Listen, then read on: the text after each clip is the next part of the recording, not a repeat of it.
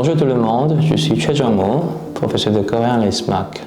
Aujourd'hui, on va continuer à ce thème, la situation du féminisme dans le système de la démocratie.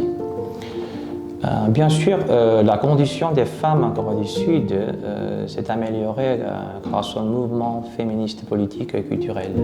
Par exemple, l'apparition du roman Kim Ji-young, né en 1982, écrit par Cho Nam-ju, était un phénomène social qui a évoqué l'importance des problèmes misogynes et l'urgence des mouvements féministes en Corée du Sud. Et dans ce contexte, on peut relire le roman de Han Gang, La végétarienne. Mais le futur du féminisme sud-coréen n'est pas du tout clair.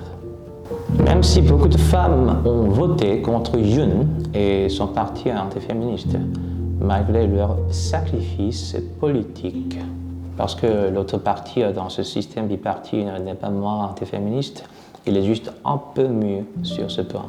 Simplement pour embêter le recul du mouvement féministe, le choix de la plupart des hommes était Yoon. Les politiciens de la droite manipulent toujours le sentiment de privation relative des hommes contre les femmes. Dans ce processus politique, le vrai centrisme égalitaire a perdu son rôle et sa position sociale, et la politique extrême droite est relativement neutralisée par une autre politique encore plus extrême droite. En un sens, c'est un symbole mondial de la retraite générale de la société démocratique. Cette situation n'est pas très différente en France, malgré beaucoup de différences des paysages politiques entre la France et la Corée du Sud.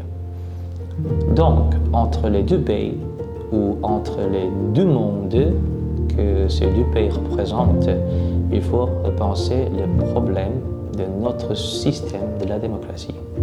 Or, si cette bêtise est le résultat final d'une élection démocratique, à quoi sert la démocratie? Sauf le sens minimal, plutôt minime, de la domination du démos, non pas au sens du peuple démocratique, mais au sens de la foule acéphale, qui n'est pas moins catastrophique que celle des démons. Et est-ce qu'on pourra toujours appeler ce système une démocratie si son résultat est finalement contre l'égalité sociale entre les gens que le féminisme poursuit? Le féminisme en Corée du Sud est encore une fois en crise à cause de même ce qu'on appelle la démocratie, mais ce n'est qu'une domination des dominés au nom de la multitude démocratique. Peut-être la véritable tragédie ne fait que commencer, mais la véritable farce n'a même pas commencé. L'élection démocratique ne doit pas être une chose comme un choix entre le pire et le pire.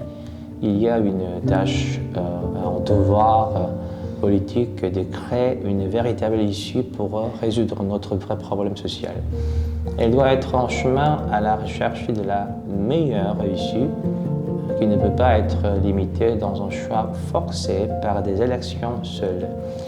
L'élection présidentielle est une fleur ou un sommet de la démocratie, mais ce n'est pas son tout. La démocratie est toujours en crise, mais en même temps, encore paradoxalement, mais plus fondamentalement, c'est la démocratie qui est une forme politique de cette crise même. Donc, prier non seulement pour la Corée, mais pour la France aussi, même si prier seul ne suffit pas, et prier aussi pour le futur du féminisme en Corée et en France.